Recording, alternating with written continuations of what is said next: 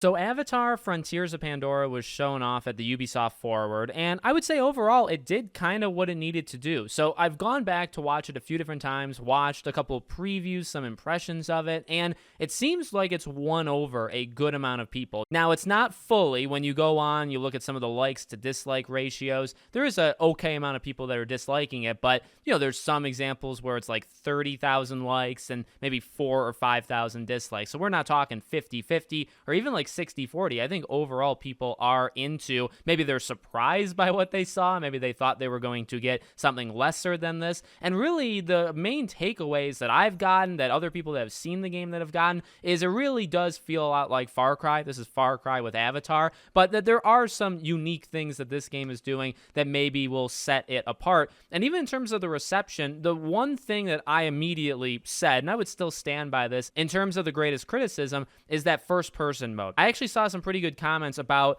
like, they move, the way the Na'vi move are really special, really kind of unique, and why would you want to not show that? Well, that's exactly what they're not going to show, is they're not going to show you moving. But you do get to customize and create your own character. That was something that I don't know if I knew that ahead of time, or maybe that was rumored, but that is confirmed. You create your own character, and it's first person whenever you are, well, when you're shooting, when you're, going around stealth-wise, when you're on the ground. Now, when you're on a mount of sort, right, whether it's a ground mount or whether you're flying, then it becomes third person. And I actually am really impressed by what the game looks like. Well, actually, generally, third person wise or first person, the game does look really, really good. Very diverse, very, everything kind of looks a little bit different, these different regions. I am impressed. I definitely am impressed by what we saw. I'm going to get it. I had said that when I had done the Ubisoft stream. I think December 7th is a really smart time. I don't know how planned in advance that was, but you look to this year and there are so many, there's actually too many in my belief,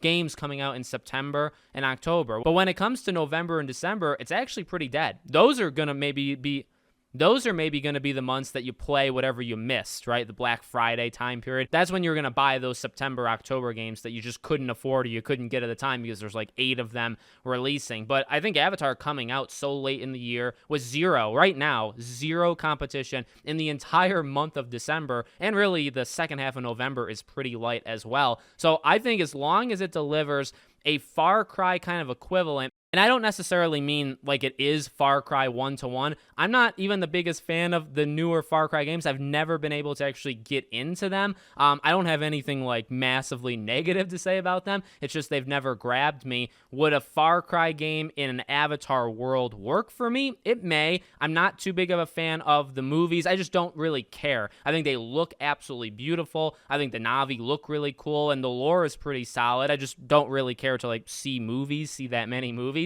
I think I'm going to be interested in this game. I've been interested for a long time. And then the one final thing that I did see people talk about quite heavily was something that was rumored but then confirmed, and it's the co-op thing, right? 2-player co-op. So they did this, I think, in some sort of marketing campaign for the game a few months back. They had advertised that it was going to have 2 players, and it was a rumor. It wasn't confirmed at the time, but I think that would have really helped. And then here you go. You get it confirmed, and you can look in the comments of the Ubisoft videos or IGN or whatever, and there is some criticism with the first-person thing. I think people want it to be third-person, the whole time, 24/7. I kind of get it, because when you're shooting and all that stuff, it really would be more of the Far Cry-like thing. You're going to want to be first-person for that anyway. But then co-op was often brought up in the comments of this could save the game. I think co-op, I don't know if it could save the game like on its own, right? Because if you're playing with a friend, yes, playing with friends makes a lot of things, I think, better. If the game is complete garbage, can co-op save it? Probably not, but it does greatly help. And that's if the game is complete trash, right? If the game is pretty okay, which I think this game is honestly going to be a candidate for that. I think this will be a pretty